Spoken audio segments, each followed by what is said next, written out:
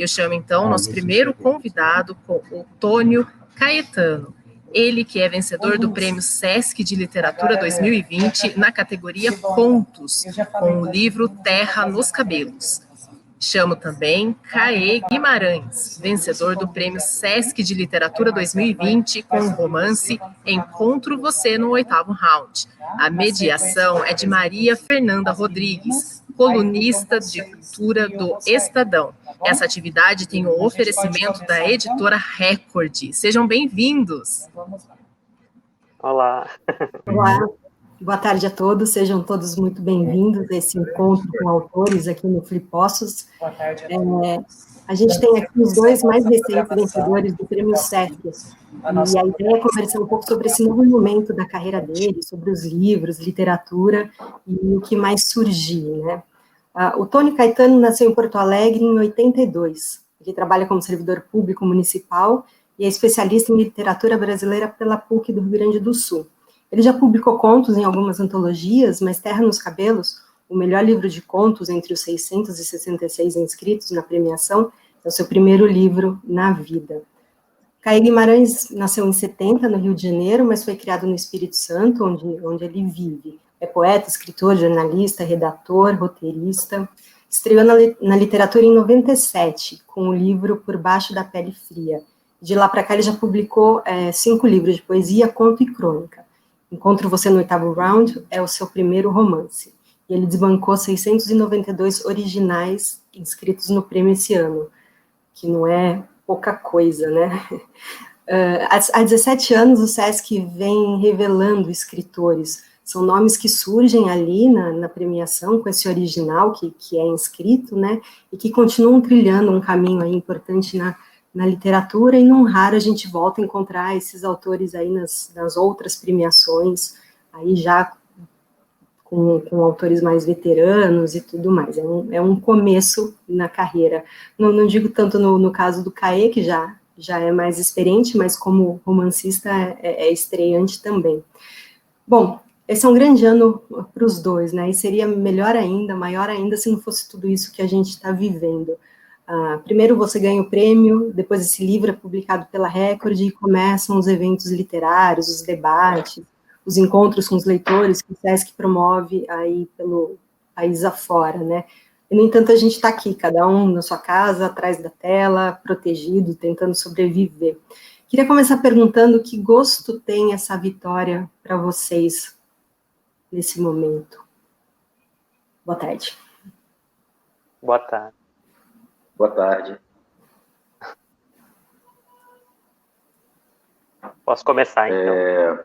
Bom, eu acho que está havendo talvez um delay.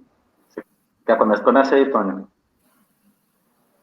Eu acho, dentro dessa pandemia, a gente está... Mas eu acho que... Tá ouvindo? Tá tudo bem? Sim, pode continuar. Tá, sim. Eu tenho pensado que dentro dessa pandemia e dessa loucura que a gente se meteu, a gente está procurando razões, motivos, e para a gente poder seguir, para a gente poder continuar positivamente. Então, eu acho que essa vitória ela tem esse sentido de sequência, de força, de seguir. Nesse sentido que eu tenho pensado esse prêmio Sesc. Tá ouvindo? Minha internet não está muito boa. Caê? Oi. Você consegue me ouvir com fluência? Posso responder enquanto o Tônio ajusta dele. Não sei se ele completou a resposta dele. Completei. Bom, o prêmio já é fantástico, né? Algo que você espera, torce para que aconteça, mas é sempre uma surpresa, até levando em conta a quantidade de participantes, de inscritos, né? E a qualidade da literatura produzida no Brasil hoje. Mas acaba sendo um alento nesse momento de pandemia, né? Num momento tão difícil na vida de todo mundo, né? Eu estava conversando com uma amiga ontem, falando exatamente dos vários momentos, né, nesses 7 meses. Um começo de tristeza profunda, depois uma certa resignação, depois o tédio, depois o medo. Então, ganhar esse prêmio nesse ano, eu acho que faz com que algo de bom tenha acontecido nesse ano, né, de tantas perdas, de tanta dor, de tanto sacrifício da parte de todo mundo, né? E uma alegria pelo reconhecimento, né, do trabalho. E o Prêmio Sesc é uma avenida que se abre para os autores, né, vencedores em conto e romance. E aí cabe a cada autor caminhar por essa avenida, né? Então, a primeira visão da avenida, ainda que turva, né, pela pandemia, pelo isolamento e tudo mais, já é uma linda visão. Ficamos na torcida para que tudo aconteça, né? Enfim, primeiro que essa pandemia tenha algum tipo de controle, que as pessoas voltem a viver o pseudo-normal de antes, né? A vida nunca foi normal, mas a torcida é para que tudo isso acabe o mais rápido possível, com menos dor possível, e que a gente possa trilhar aí o circuito do Sesc, né, Brasil afora, conhecendo outros autores, outras praças, outros leitores, outras formas de estar no mundo, né? Resumiria dessa forma. Legal. Antes da gente entrar na história dos livros né, eu queria perguntar que lugar que a literatura ocupa para vocês hoje, assim, o Tony é servidor público, você é jornalista, com o que vocês trabalham e como que a literatura entra nesse dia a dia e o que vocês gostariam, que lugar vocês gostariam que ela ocupasse de verdade, assim? Tônio? Eu tenho pensado que a minha vida ela se divide em 3 partes, assim, sabe? Um terço é aqui em casa, né? É o Marcelo, é a casa, é o dia a dia doméstico, digamos assim, as cachorras. Uma outra parte é o meu trabalho, que me consome 8 horas por dia, né? E a outra parte é a literatura, tá? A literatura, ela tá sempre, né? E apesar dela ser um terço, ela meio que se infiltra nesses outros momentos, porque a gente está assim, a literatura ela parte muito do olhar, né? E o nosso olhar a gente não desliga, né? A gente não bate o cartão para entrar e bate o cartão para sair. Então o olhar ele está sempre atento a essa poesia do dia a dia, ela está sempre sendo buscada, sendo vista. Esses insights, essa escrita diária que a gente faz, ela está sempre presente. E para mim a literatura ela sempre veio junto, né? Apesar de trabalhar de as outras atividades que eu fiz, que eu faça, a literatura ela sempre acompanhou. Então ela é muito necessária. Até nos momentos que eu estava desempregado, por exemplo, ela continuava ali acompanhando, sustentando e trazendo um alento, como o Calê disse antes. Então a literatura para mim ela é básica, assim, é uma coisa básica. Eu não me vejo sem literatura, sem leitura, sem escrita, apesar de que a escrita veio depois, mas hoje em dia a escrita ela é tão essencial quanto a leitura, e às vezes eu penso até que a escrita é mais essencial do que a leitura, porque a escrita ela traz a leitura junto com ela. Eu tenho pensado muito sobre isso, quanto a gente fala em formar leitores e o quanto a gente não fala em formar escritores, né? Sendo que a escrita, ela necessariamente, ela traz a leitura, ela traz a reflexão. Então, para mim, a literatura, ela faz parte do meu dia a dia 100%. 100%, ou o lugar dela é fixo, digamos assim. E você gostaria de poder viver dela? É um plano seu ou precisa desse equilíbrio? Um terço ali, um terço aqui? Eu penso que eu preciso desse equilíbrio. Eu acho que eu preciso também estar em contato com pessoas que não sejam do meio da literatura. O meu trabalho, eu sempre trabalhei com atendimento, e desde que eu comecei a trabalhar foi com atendimento, então em contato com as pessoas. Meu trabalho hoje é um trabalho que auxilia as pessoas, então fazer algo pelas pessoas fora da literatura também é uma coisa que me agrada, que me interessa. Então, eu nunca pensei em viver de literatura, eu sempre tive, e a gente escuta muito essa questão de que os autores brasileiros, eles sempre têm uma segunda profissão, enfim, que a literatura não paga as contas de muitos autores. Então, eu nunca tive essa... Claro que se a literatura começar a ampliar o seu espaço, daí a gente vai ter que repensar, mas a princípio eu sempre penso nessa tríade, assim, nesse equilíbrio. E você, Kai, como que você consegue conciliar essa vida literária, a vida de sustento, né? Que é tão corrida, né, nossa vida de comunicadores, né, jornalistas. Pois é.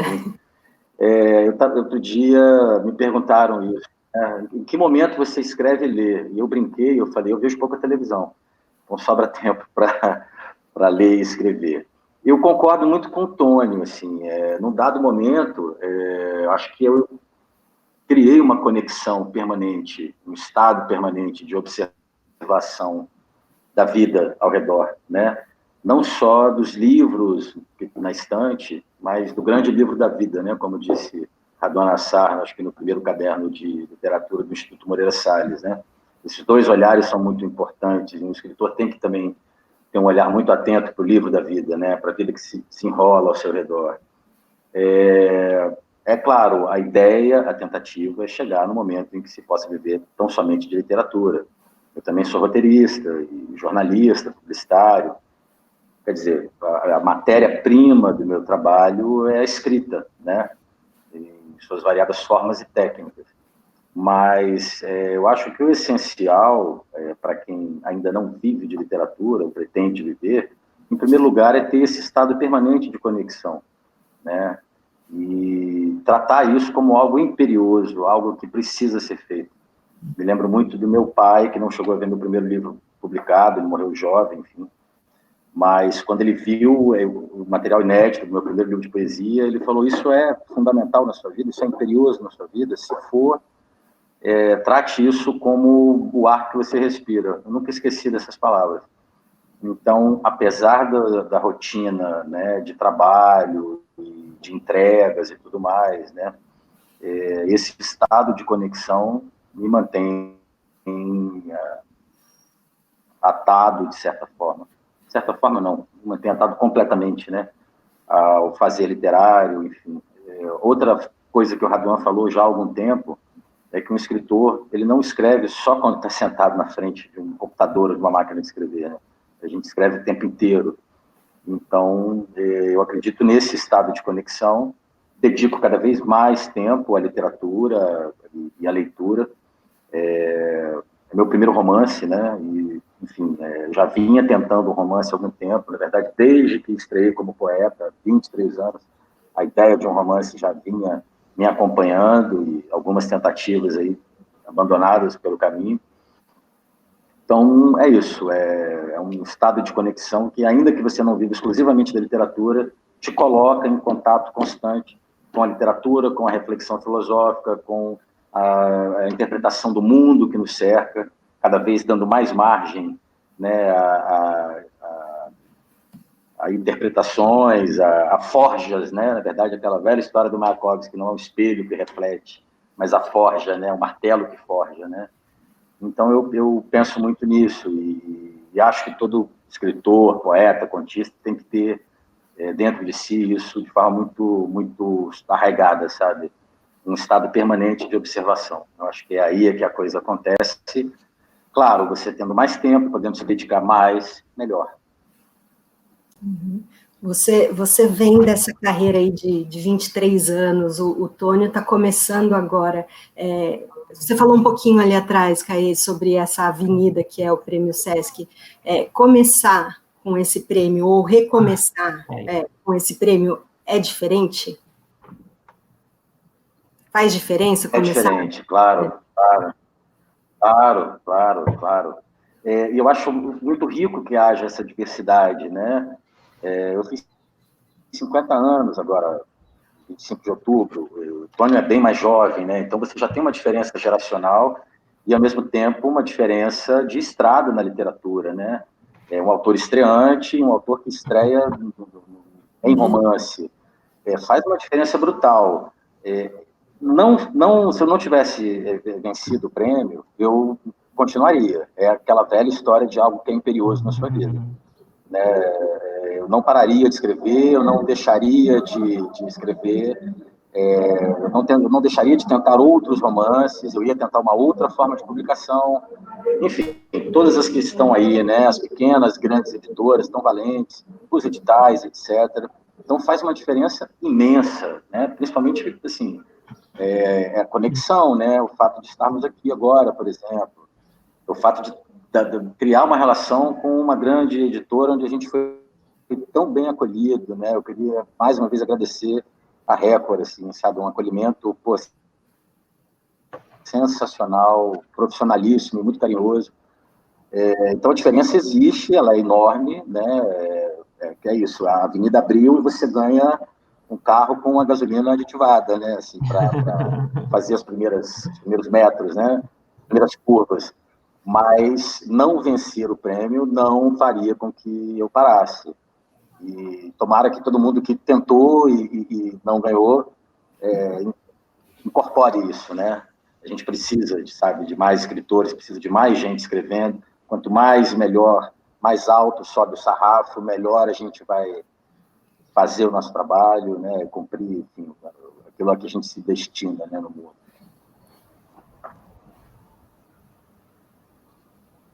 E para você, Tônio, que está dando seus primeiros passos aí mais para fora, você já tinha contos publicados e tudo?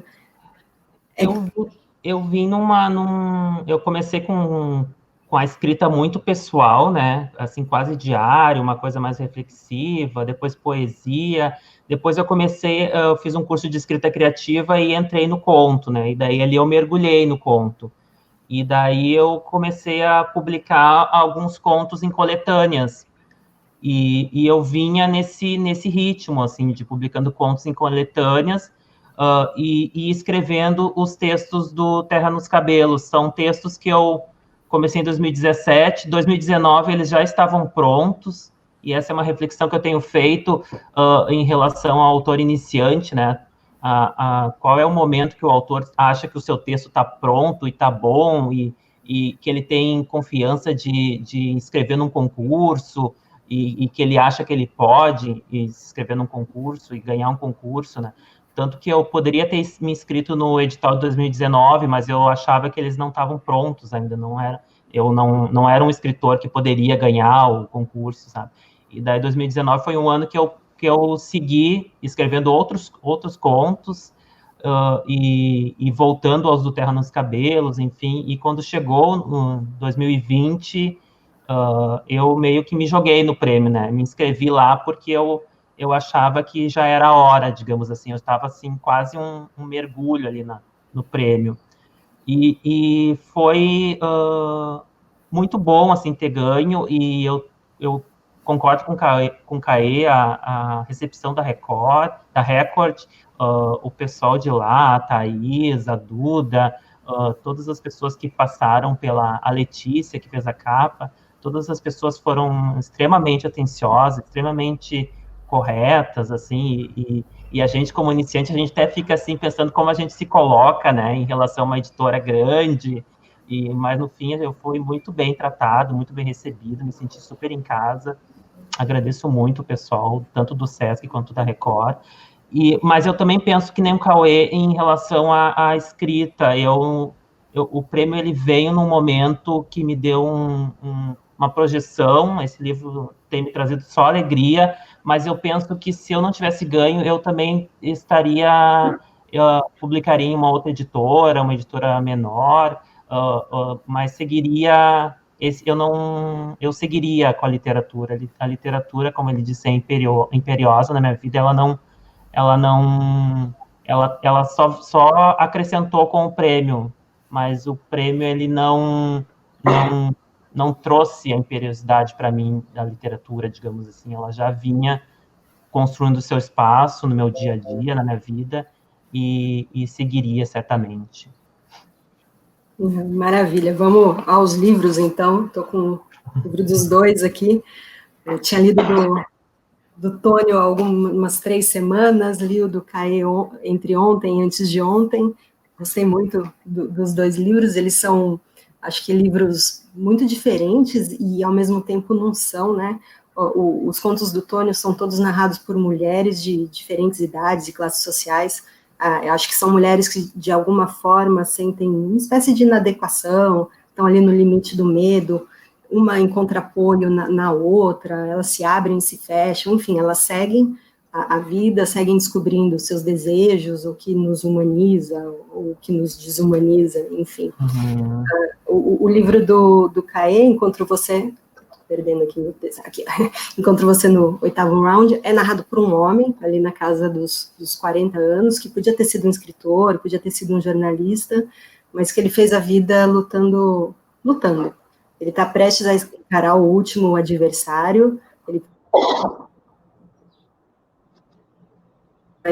e a gente acompanha esse processo dele, né?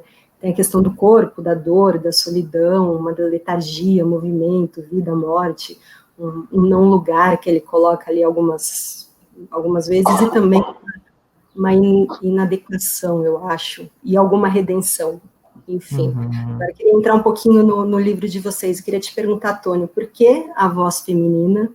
O que você queria investigar com esses contos, né? E você fala que eles foram escritos lá desde 2017, mas você escreveu esses textos pensando no prêmio, ou são textos aleatórios que aí você reuniu nesse livro? Enfim, queria que você contasse um pouquinho mais dessa sua obra, desse seu processo. Eu tenho feito várias reflexões sobre as pessoas me perguntam por quê, né? Por que narradoras mulheres? Enfim, eu tenho feito várias reflexões. Uma delas é em relação a quando eu comecei a escrever e que eu fiz o meu primeiro curso de escrita criativa, a primeira coisa que eu fiz foi deletar meu blog, que eu tinha um blog de poemas, uma coisa bem juvenil. E daí eu procurei uma voz ficcional mesmo, que não fosse o Tônio narrando, e daí eu parti muito até por uma questão de fugir da minha pessoa, eu foquei muito nas personagens femininas, nas mulheres, tá? E uma segunda reflexão que eu tenho feito é em relação à minha trajetória de vida, em termos de... Porque eu sou homossexual, né? E essa questão, ela foi uma questão que eu trabalhei muito, essa questão na minha infância, adolescência, e hoje em dia eu já trabalho melhor ela, mas eu sempre quis fugir de personagens masculinos também, porque eu achava que eles ficavam necessariamente ligados à minha voz, à minha pessoa. Teve um período que eu achava que eu não conseguiria escrever um personagem masculino hétero, digamos assim, que eu achava que eles ficavam muito sensíveis, e daí eu achava que estavam ligados muito à minha pessoa, e daí eu não gostava. Mas quando eu comecei a escrever esses contos, que tem relação muito com o período que eu comecei a participar de um grupo de escrita aqui em Porto Alegre, eu comecei a escrever naturalmente, eu não refleti sobre o prêmio, não era uma escrita para o prêmio, até porque o prêmio Sesc, eu já conhecia ele em 2017, até antes já havia ouvido falar sobre ele, mas ele se concretizou assim na minha cabeça, assim, no sentido de eu quero participar, eu vou participar, início de 2019 para frente, assim, que daí, depois daquele edital de 2019, que eu não participei, que daí eu almejei o 2020, e os contos, eles foram sendo escritos um depois do outro, assim, às vezes havia uma proposta no próprio grupo de escrita, e necessariamente já acontecia da personagem ser mulher, a voz vinha, ou às vezes eu queria investigar alguma personagem específica, como o Terra nos Cabelos. O Terra nos Cabelos, ele começou porque eu queria escrever uma personagem avó, assim que ele começou. Eu queria uma avó, e daí eu passei a ler, passei a verificar questões de vivências que eu tinha tido, na periferia que eu morava, situações. Eu tinha muito uma frase também do Terra nos Cabelos, que eu ouvia muito lá onde eu morava, na Vila Vargas, que era assim, que as mulheres diziam, quem bate no meu filho sou eu. Ninguém bate no meu filho. Se alguém tiver que bater no meu filho, vai ser eu. Então, isso era uma frase que estava muito presente quando eu escrevi o Terra nos Cabelos. Uma outra questão que eu me lembrava da infância, que quando eu ia encontrar um amigo, ia na casa de um amigo, e eu perguntava para a mãe dele onde é que ele está, e ela dizia, ele está no chão. Ele está no chão. E daí, quando é que ele volta? Volta daqui 2, 3 dias. Daí o chão é esse local, né, dentro das religiões de matriz africana, né, em que a pessoa vai lá e fazer a sua comunicação, enfim. E daí, quando eu comecei a escrever, e daí, no momento que ela chega em casa, ela colocava ele no chão. Ela colocava ele no chão. E daí, depois, com a reescrita, com a reflexão, que daí eu fui ver que coisas da minha infância, mesmo que a personagem sendo feminina, elas apareciam nas narrativas. O outro conto da menina de caixa, que é caixa de supermercado, eu estava num supermercado e olhando aquela caixa ali e vendo aquela fila e pensando, as pessoas passam por cima das caixas do supermercado, né? Uma coisa assim absurda, assim, o quanto essas pessoas e daí sofrem nesse tipo de trabalho, e até tinha uma palavra no próprio texto que era soterrada, né? Ela se sentia soterrada, isso era uma palavra que tinha no texto. E daí eu disse, eu quero escrever aquela personagem, né? Que ela é uma personagem que me interessa escrever. Então, assim que elas foram sendo construídas, a partir de proposições do grupo e a partir de interesses meus, assim, de personagens que me interessavam. Teve algum conto um pouco mais difícil por ter ido um pouco mais além do que você gostaria da sua própria lembrança, na sua própria história? O conto, que me deu muito trabalho, assim, no bom trabalho, né, foi A Casa no Fim da Rua.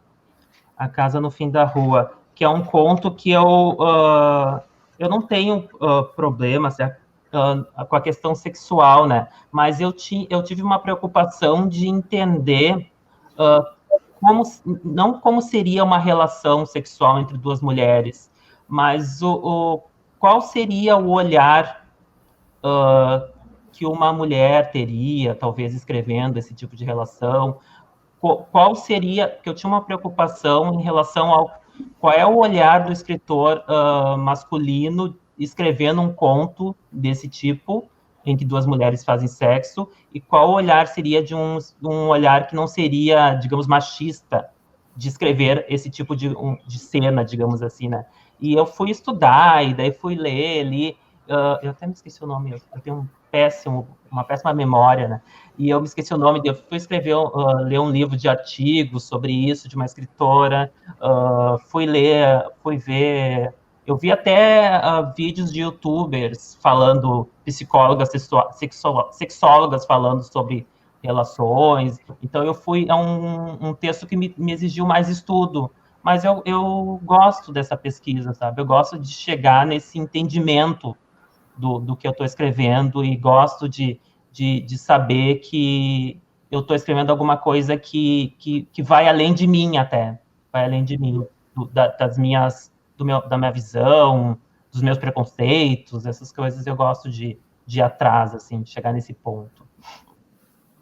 E a literatura é para isso também, né? Para a gente se colocar no lugar do outro, entender do ponto de vista do outro, mas, por outro lado, também tem um perigo aí Sim. Se colocar no lugar do outro e não ser o seu lugar, assim. Não sei se já teve alguma leitura desse tipo, Eu até já teve alguma leitura desse tipo, mas mais perguntas, né? As pessoas têm me perguntado sobre a questão do lugar de fala, mas eu tenho refletido, tenho escutado bastante, e eu acho que esse é um tema que é importante ser discutido. E eu tinha um certo medo em alguns contos, né? Porque a gente sempre tenta escrever algo que saia, que tire a personagem de uma caixinha, de um preconceito, mas a gente nunca sabe para onde a gente está levando aquela personagem também. Então eu tinha algum medo nesse sentido. Mas também são textos que foram lidos, pelo menos por 2, 3 mulheres, assim, cada um, e os retornos foram positivos no geral. Mas eu tinha medo. Um conto que eu tinha medo era o conto Aclamação, que eu tinha, principalmente do final, né? Porque que é um conto que eu pensava muito dessa questão de rótulos, né? Mas daí tinha aquele final que quando ele nasceu com aquele final ali, né? Com aquela questão da rainha de escola de samba. Daí eu fiquei pensando até que ponto eu tirando ela de um certo rótulo, eu levava ela para outro rótulo, sabe? Uhum. Isso era uma percepção que eu tinha medo, mas também era um medo, tipo, curiosidade, para saber como as mulheres iam reagir àquilo, né? Enfim. Maravilha. Muito legal. E Caio, você já tinha experimentado outras formas narrativas muito mais concisas do que o romance. Como que foi para você saltar para esse novo gênero? E de que forma esse livro que você lança agora, ele dialoga com os seus outros livros? Afinal, é sempre a mesma história que a gente está contando? Eu comecei a escrever Encontro Você no 8º Round em 2011, mas eu não sei precisar quanto tempo eu levei seguidamente escrevendo o livro. Eu o abandonei e voltei a ele pelo menos umas 4 vezes. Eu tenho 3 versões anteriores, né? 2, acho que até 70% do tamanho final dele, uma última em que eu havia terminado, eu achava que tinha terminado, e aí, curiosamente, eu precisei voltar a essa última versão, porque apesar de ser um livro ambientado numa cena, hoje nem tanto, né, mas numa cena historicamente masculina, no universo da luta e do pugilismo, a personagem feminina estava sem voz. Eu só consegui dar o livro por concluído quando achei a voz dessa personagem. Nas versões anteriores, ela não era uma jornalista, ela era a dona do restaurante onde o personagem, Cristiano Machado Amoroso, esse pugilista, né, fazia suas refeições e tal. Então foi um processo longo, um processo em que muitas vezes eu confesso que falei, não é a minha praia, sabe? No meio desse caminho, eu acompanhei a tradução do meu primeiro livro para o catalão, que foi lançado lá com o apoio da Fundação da Biblioteca Nacional, traduzido pela Joana Castelo Saval, uma tradutora catalã. No meio desse caminho, eu lancei o Vácuo, meu livro de poemas mais recente, de 2014. Então, hoje eu faço até uma analogia à coisa do round, né, das voltas, né, como eu fui e voltei nessa história. Eu comecei a escrevê-lo achando que estava fazendo uma narrativa curta. Aquela primeira subdivisão, né, quando ele fala da próxima luta e tal, eu achei que era um conto, talvez ainda inacabado. Então, eu deixei fermentando, decantando. Eu tenho esse hábito de escrever, deixar o texto guardado, voltar a ele semanas ou meses depois e tal. Quando eu voltei, eu já segui escrevendo mais 10 páginas, mais 20 páginas, mais 30. Quando eu cheguei em mais 40, eu falei, não é mais um conto. Né? E a ideia de escrever, de ambientar uma história nessa cena do pugilismo, sempre me acompanhou. Primeiro porque meus 2 avós praticaram como amadores, eu pratico eventualmente, e eu acho que é um universo que, apesar de bruto, apesar de, né, ser uma representação da dor, da força, ele é um universo extremamente rico, né, tanto do ponto de vista simbólico, quanto do ponto de vista da inclusão. Em nenhuma outra forma de combate, de luta, você tem um espaço de afirmação de vozes periféricas, como no pugilismo, os grandes, né, campeões de pugilismo no mundo e no Brasil no mundo, vamos colocar aí, são negros, são latinos, são caribenhos, são filipinos, né? Há uma brincadeira em que, de certa hora, o personagem fala, até pelo fracasso dele, né, como pugilista, nenhum filho da classe média consegue ter sucesso nessa área, né? É preciso ter muita vontade de vencer, né? Algo que, teoricamente, uma vida abastada anestesiaria, né? E há um caráter simbólico muito interessante também no combate, né? 2 pessoas, um tablado com regras específicas, um tempo específico e tal. Uma das coisas às quais eu me atentei muito foi a ideia, a tentativa de passar para o leitor a sensação de variação de ritmo e intensidade que existe numa luta. Eu falo isso porque já lutei, não só boxe, mas judô, outras artes marciais. Há uma variação de ritmo e de intensidade muito grande quando os dois oponentes são equivalentes em força técnica, preparo físico e mental, principalmente, né? E, ao mesmo tempo, havia uma tendência minha, por todos esses anos na poesia, a escrever prosa poética. Então, eu fui moldando o livro e fui fazendo vários e vários ajustes, foi um processo de reescrita muito grande, e ele tem alguns trechos de prosa poética, até porque o pugilista era um poeta, né? Então ficaria meio sem sentido não haver, quando está nessa voz interior, e aí eu comecei a brincar, né? Foi o que deu certo, com essa variação, né, desse monólogo interior, onde há uma prosa poética, e de uma descrição mais realista, dos diálogos que ele tem com essa interlocutora, com a Esther. Nesse sentido, eu posso dizer que, claro, tem muito de tudo que eu já fiz nele, né? Talvez seja isso, talvez realmente a gente escreva sempre o mesmo livro, né?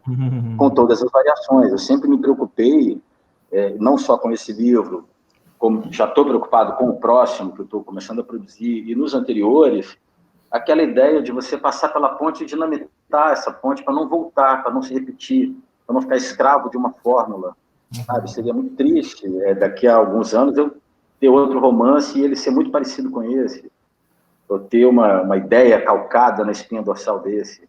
Fiz isso com meus livros de poesia e pretendo fazer com os próximos romances. Então, tudo isso veio confluindo para um momento em que, quando eu achei essa voz feminina, que é a voz que vira a chave da narrativa, na verdade, sem dar spoiler, mas o grande nocaute, né, que o Cristiano Machado Amoroso leva na narrativa é a Esther Miller, que dá, é essa jornalista, né? Quando eu achei essa voz feminina, o livro terminou e fluiu, sabe, da forma como eu gostaria. Também sou muito exigente. Assim como o Tonho, eu já deixei de colocar livro em concursos e editais porque não estavam prontos, sabe? Já tenho 2 romances na gaveta que eu pretendo nunca mostrar a ninguém. Porque eu concluí e falei, não, pretencioso, mal escrito. Então tem esse crivo da autocrítica, né, muito forte o tempo todo. Mas quando eu achei a voz da Esther, e é a voz que realmente muda a estrutura narrativa do livro, eu dei por concluído, né? Então, assim, eu lidei com um universo que me é caro, que me é peculiar desde a infância. Meu avô me acordava de madrugada para ver as lutas na TV, quando só existia TV aberta, né?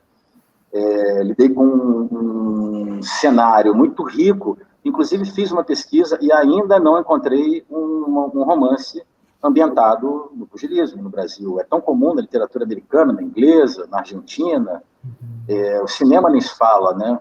É um cenário muito propício para a construção de narrativas, há uma carga dramática muito grande, há o elemento da dor, é perigoso, né? O pugilismo pode, inclusive, matar, né? Pode deixar sequelas irreversíveis. E aí eu abusei de todas as analogias que me cabiam fazer entre a escrita e o pugilismo, como 2 atividades perigosas, né? 2 atividades que pressupõem a queda, né? 2 atividades que produzem prazer, mas que também produzem dor.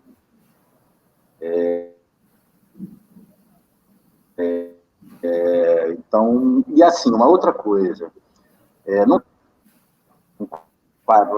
aproximadamente 40 anos de idade, decadente, no fim da carreira, ele encontra uma jornalista que tenta desvendar o que ele fez antes de se dedicar ao pugilismo, desvendar seu próprio passado, um empresário corrupto. Ele, cara, eu tenho que tomar muito cuidado para não cair no estereótipo, né? E aí, a fórmula que eu encontrei para sair do estereótipo foi brincar com alguns arquétipos, né? Por exemplo, o sapateiro, né? O cara que conserta as luvas, que é meu personagem preferido no livro, né? Sim. É o único que não tem nome, inclusive, né? Que é Tiresias, né? Foi o meu Tiresias. Eu peguei o meu Tiresias, do meu pai Delma, e coloquei ali.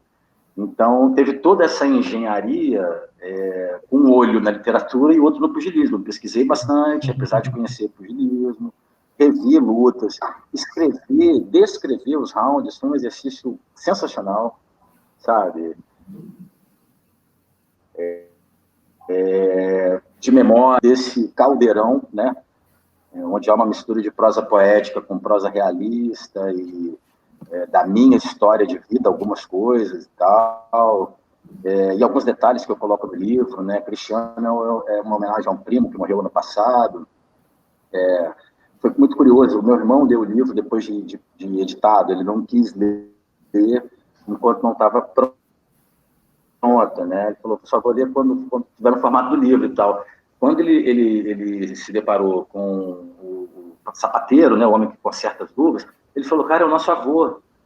Você descreveu o nosso avô, sem nenhuma descrição, com pouquíssimas descrições físicas, né? Não há um aprofundamento, né, na altura, na estatura, é tudo muito rápido nesse aspecto. Mas ele conseguiu enxergar a pessoa que me inspirou, e no processo de escrita, o tempo inteiro eu via nosso avô na figura desse sapateiro, né? Não só as características físicas, né, mas as características espirituais, mentais, o que diz, como reage e tal. Então, ele é o resultado dessa luta, né? Subir no ringue comigo mesmo, a grande luta com você mesmo. Eu acho que todo escritor vive essa luta, né? Sobe no ringue com a própria sombra, né? E é um combate maluco, porque invariavelmente você vai empatar com você mesmo, né? Você não vai conseguir ganhar de você mesmo frente ao espelho, né? Eu acho que é isso. Você estava falando, eu gosto muito do diálogo com... Oi? Desculpa. Não, acho não sei se eu respondi. Não, respondeu, foi ótimo. Eu gosto muito do diálogo com essa figura do sapateiro, e enquanto você falava, me lembrei de uma frase, por sorte eu achei o trecho aqui no livro, de um diálogo também, que ele fala, tudo que eu sempre quis foi entender essa merda toda, intervalo entre nascer e morrer, a corrida insana para construir algo, o amor e suas serpentes que nos sufocam por dentro. Eu queria entender, e eu escrevia porque queria entender, ou melhor, eu tentei escrever porque tinha esperança inocente de obter as respostas que eu persigo. Acho que é um pouco do que você falou, assim, mas que respostas são essas, assim, que você busca? Eu, na verdade, assim, eu acabei fazendo um exercício de auto-metalinguagem, porque em todas essas tentativas de terminar o livro, em algumas delas eu realmente me dei por vencido, né? Mas esse romance vai fazer companhia na gaveta aos outros 3, não é minha praia, não deu certo, essa história não está se resolvendo, até que consegui, guiado por essa voz feminina, concluí-lo. Olha, eu costumo dizer que a cada resposta que eu der a essas perguntas, é possível que a resposta seja diferente. A grande reflexão é sobre o sentido da existência.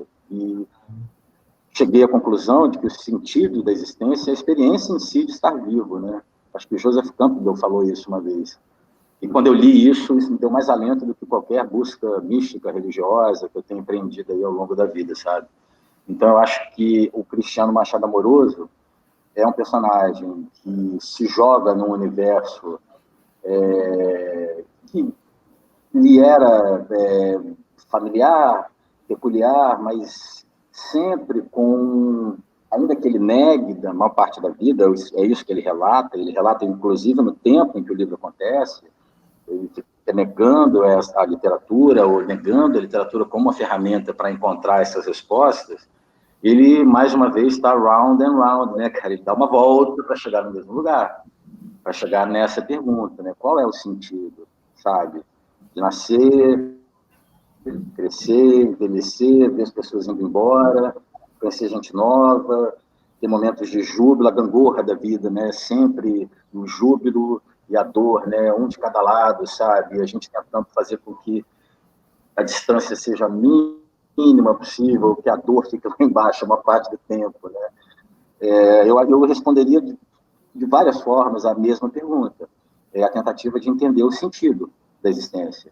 E quando ele, né, fala que queria deixar no mundo a sensação de nunca ter ido embora, né, dobrar a esquina do mundo, eu acho que é um pouco isso. O sentido é a experiência em si de estar vivo. Essa é a conclusão que eu cheguei ao terminar com a ajuda de campo, eu que eu já levei tantos anos para incorporar isso na minha vida, né? O sentido da vida é a experiência em si de estar vivo. Acho que é isso que o Cristiano deixa, pelo menos é o que ele deixa para mim, né? Como autor, e depois relendo o livro, né? Até parei de reler, porque à medida que a gente relê, a gente vai achando que podia ter feito melhor. Então, pretendo ficar um bom tempo sem voltar a ele como leitor. Mas algumas pessoas que leram, e alguns amigos e amigas que leram antes do prêmio, até como aqueles leitores afetivos, né, que todos nós temos, né, da quem a gente mostra os originais e tal, me deram pareceres assim um pouco semelhantes a isso que eu estou dizendo, né? Talvez eu não tenha respondido, mas eu acho que eu te responderia cada vez de outra forma, mas tentando chegar no mesmo lugar. Não, mas respondeu sim. A gente está caminhando já para o final, temos 12 minutos. Eu queria, vocês dois, em algum momento do texto, fazem uma reflexão sobre o meio literário, uma crítica até. E agora vocês estão um pouco mais entrando nisso, assim, tem as feiras, as festas literárias, o Caê fala isso, o Tônio tem um conto que agora me escapa a frase, mas me pareceu um pouco uma mágoa, assim, também com esse ambiente. O que vocês fariam diferente? O que vocês olham para esse meio literário, que vocês não quero fazer parte disso, eu estou aqui fazendo literatura para isso, ou eu gostaria que fosse assim. O que vocês fariam diferente?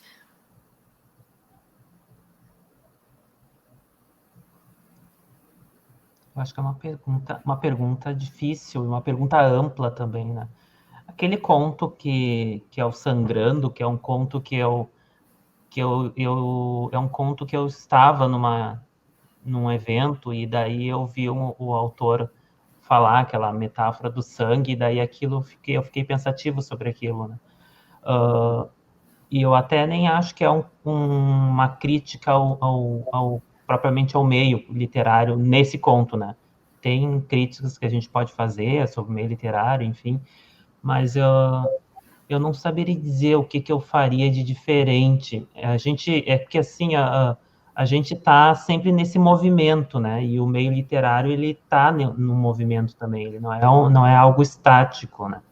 E a gente, né? E eu vejo muito essa questão, essa disputa, né? E até a metáfora do livro do Caê é ótima também para isso.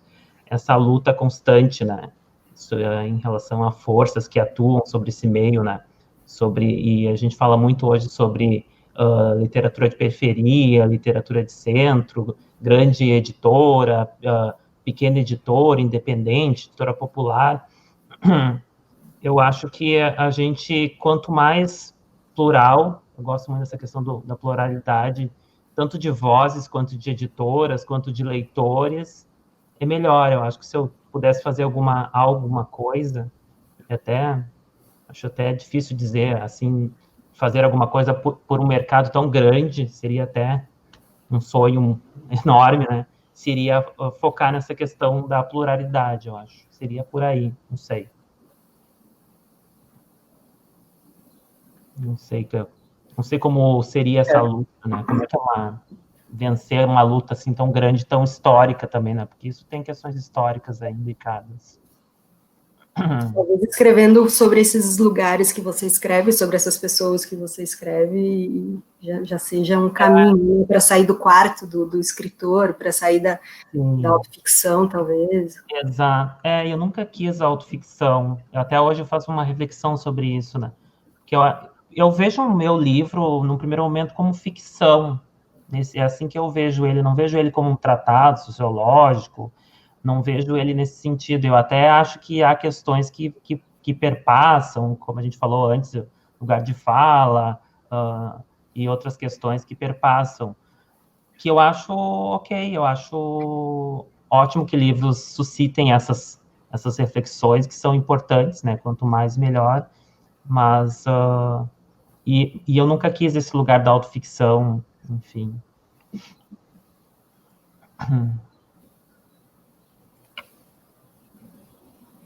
Bom, no meu caso, eu faço uma crítica ao jornalismo também, né? A nossa profissão. E, na verdade, eu apontei, né, meus jabs, meus diretos, meus cruzados, a vaidade humana. Como o personagem quase se tornou jornalista, era um pretenso escritor e acabou enveredando pelo universo do pugilismo, eu golpeei esses cenários, né? Então eu faço uma crítica ao jornalismo, a forma como ele é feito hoje, a questões muito imediatistas, ou em muitos casos a parcialidade, desculpa, né? A falta de imparcialidade, ao meio literário, porque ele era um escritor frustrado, né? E também ao universo da luta, né? Muito carregado. Onde a vaidade humana, onde a mesquinharia, onde, sabe, as miudezas não graçam, elas estão em todo lugar, estão em qualquer cenário, sabe? Até em lugares onde se medita, onde se pratica yoga, onde se pratica, né, o bem, é nosso, sabe? Eu acho que são tatuagens que a gente carrega na alma, no espírito. Como esse personagem estava nesses meios, eu golpeei esses meios, né? E eu acho que, sabe, viver é uma tarefa para adultos, você tem que estar pronto para tudo, inclusive para a vaidade alheia, para a mesquinharia alheia, enfim, para tudo isso que o Cristiano Machado Amoroso, na primeira pessoa, condena, né, quando fala com ela. Claro que com uma dose de amargura que vem do universo ficcional. Ele é um personagem amargo, não tem nada de feliz, né? Ele faz um balanço da própria vida e o que ele vê é uma cara cortada, né, por cicatrizes e dores, né? E inconscientemente, quer dizer, ele afirma o contrário, mas também uma grande frustração de ter abandonado a literatura. E aí é o spoiler que eu não dou mesmo, já me segurei em algumas lives e tal, o porquê dele ter abandonado, que é uma das chaves do livro, né? Eu acho que também, sabe, assim como a fala da Esther, quando ele revela o motivo, tudo fica um pouco mais claro. Então, houve, sim, a minha visão crítica do mundo, a minha acidez e tudo mais, mas também a serviço da narrativa, a serviço dessa ficção. Quer dizer, eu apontei a metralhadora para lugares onde ele habita, habitou, nega, reafirma, que a gente faz isso vida fora, né? E espero, sabe, continuar com esse veneno nas veias aí para os próximos.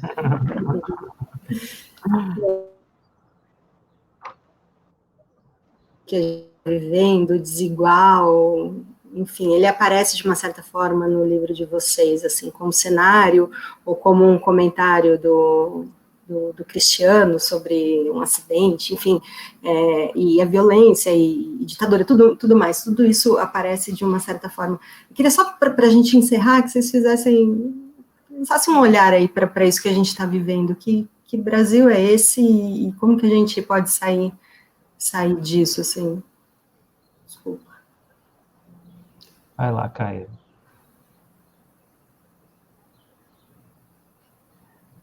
Eu acho que é um momento de extremo cansaço, né?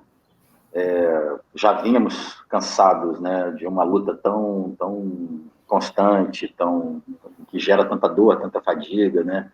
Eu acho que, assim como nesse momento aí de pandemia, de isolamento, né, eu vi em mim momentos muito distintos, assim, de quando começou, fazer uma metáfora com o isolamento e a pandemia, né?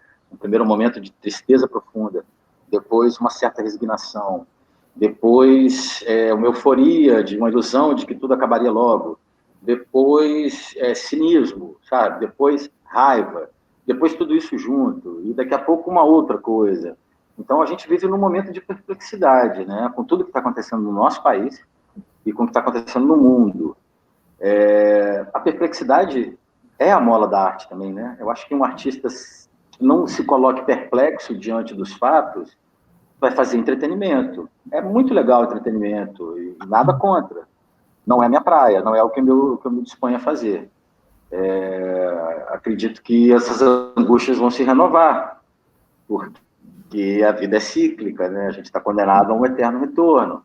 Então, sim, vamos sair dessa, tudo vai ficar melhor, e vamos voltar a ter crises institucionais, políticas, morais e tudo mais, toda essa barbárie que vem sendo proferida, pelas forças constituídas e tudo que está acontecendo no mundo, agravado pela pandemia, o fascismo saindo do armário, né, junto com os negros, os gays e as vozes periféricas, né, quer dizer, quando as vozes que nunca tiveram voz se fortalecem, o fascismo vem atrás e perde a vergonha, né? Eu tenho a sensação de que há décadas atrás havia, da parte dos fascistas, ou enfim, de quem não está mentalmente, espiritualmente, intelectualmente equipado para lidar com as diferenças, havia uma certa vergonha, né, de se mostrar, sabe, de dizer quem é. Pelo menos a gente está conseguindo enxergar, né, o oponente do outro lado do ringue. Uhum.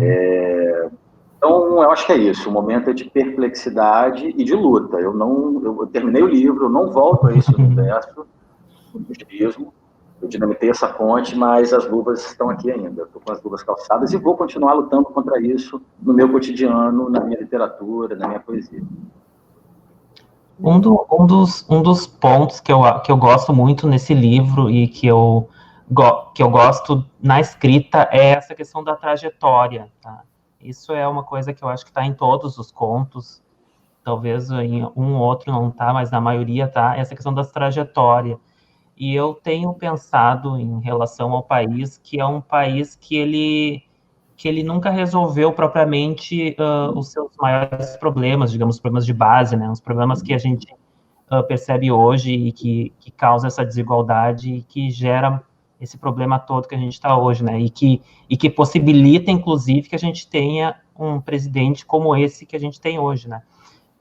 Enfim.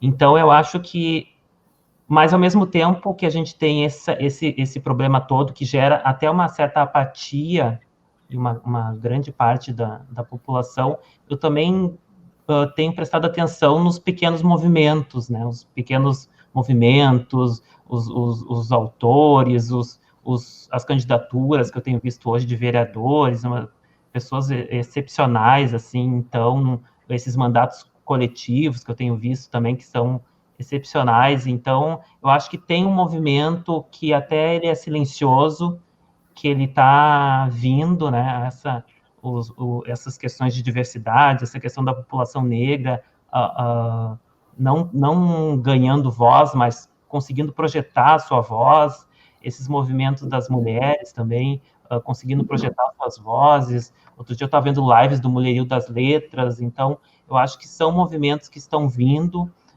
e que é o lado que eu quero olhar, é o lado que me interessa e tento seguir nessa positividade, porque eu acho que esse outro lado, que é um lado que não me interessa, e é um lado que acaba, se a gente ficar muito focado nesse lado, a gente acaba até perdendo um pouco da nossa criatividade, da nossa força, da nossa vontade de contribuir com o que a gente pode contribuir e de escrever a narrativa que a gente quer escrever e seguir, né? Eu acho que tem essas duas forças, mas eu tenho tentado ficar no caminho da esperança, no caminho da construção, e não nesse caminho destrutivo, nesse caminho de fomento de ódio, enfim, esse caminho que não vale a pena, digamos assim. Acho que é por aí. Maravilha, foi um prazer conhecer vocês, ler o livro de vocês, ouvi-los hoje. A gente já está caminhando para o final, desejo boa sorte aí para o lançamento, espero que em breve vocês possam fazer todo esse circuito, encontrar os leitores e conversar, porque daí surgem as perguntas e os retornos, mas eu queria agradecer mais uma vez. Obrigado. Obrigado, foi um prazer, foi muito bom. Obrigada, Maria Fernanda. Gostaria de agradecer aos nossos convidados, Tônio, Caê e Maria Fernanda, e a editora Record, que nos presenteou com esse bate-papo de escritores premiados. Muito obrigada, pessoal.